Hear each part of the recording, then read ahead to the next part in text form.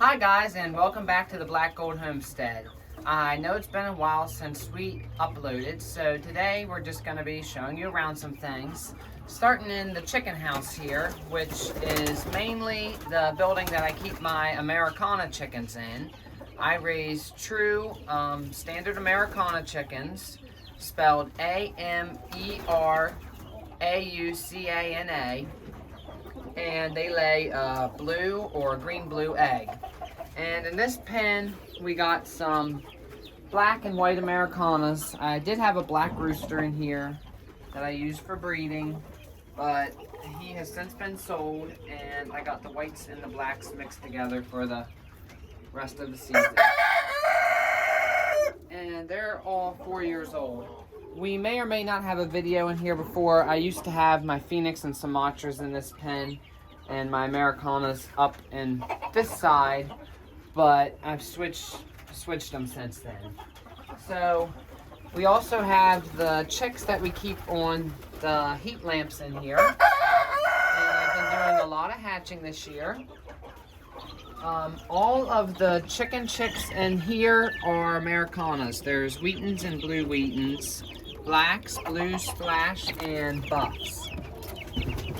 Then the smaller babies are pheasants. There's golden pheasants and Abyssinian blue ringnecks, and there's a handful of baby guineas too. There's a little guinea right there. So their light's off because it's pretty warm out, but they just got watered. The ones down below, we have more Ameraucana chicks, buffs. There's some bantam chicks, and there's 2 quail in there. And then, I'm going to show them from up here. Down below are some more Ameraucanas, white, silver, Wheaton, and blue Wheaton. And then, up in the top of the pen, there's also fantail pigeons, which had for a while, and of course my swallow pigeons. I think there's a video with the swallow pigeons on the channel. If we come outside, we'll walk over to the barn. And I have not been letting most of my chickens free range lately due to predators, but there's some more pigeons in here and some more Ameraucanas, which they may or may not run to the back. White Ameraucanas. And the Ameraucanas are the breed that I've been focusing in on for raising as my show chickens. We still have all of our goats here, Nigerian dwarfs, but we have not had any goat kids in a few years, as I am not currently breeding them. So over in this pen we have some fancy pheasants. This is a trio of Swinho, and the male's the one that's the blue and white. And then there's a extra leghorn rooster, and he is a buff leghorn. And then in the pen next door, some miscellaneous chickens, some Phoenix and some Brahma hens, and an old pheasant male, and there's 2 old pheasant hens in here, and I did hatch a few off of them this year.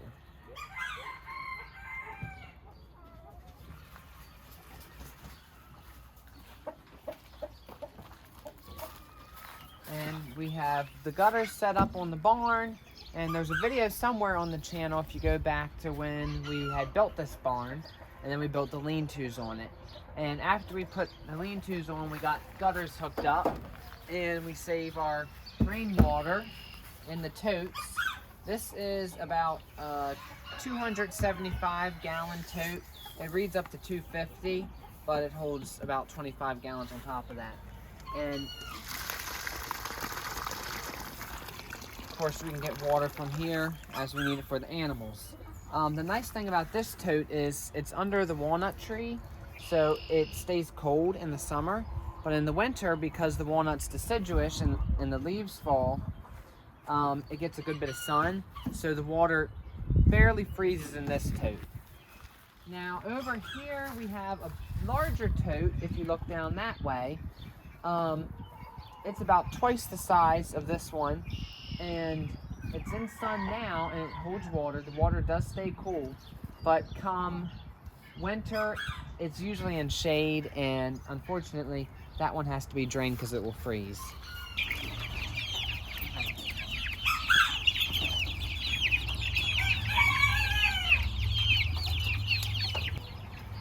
Okay guys, now we're in the barn, and this is a new brooder I got for raising chicks. And it's a tower style brooder, and it does have heat plates in, but right now I'm not using them. I'm using this more as a grow out pen.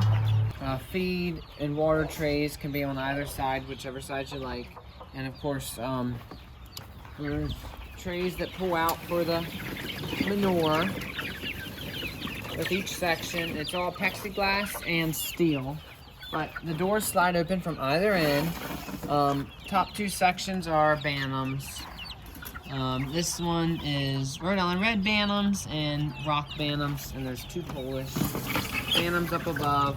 And then down below is a whole bunch of my large fowl chicks, Ameraucanas, Orpingtons, some Phoenix, Leghorns, and they're about ready to get moved out. So, big enough now. But as you can see, feed on each side, and each section will flip up to allow you to feed them. And I keep the water over here. I don't have water on me right now, but it flips up and you can put the water in each section. So that's how that system works there. As of yet, it's Memorial Day weekend, and we have not put in a vegetable garden yet, although I do plan to get one in here. It'll be a late start.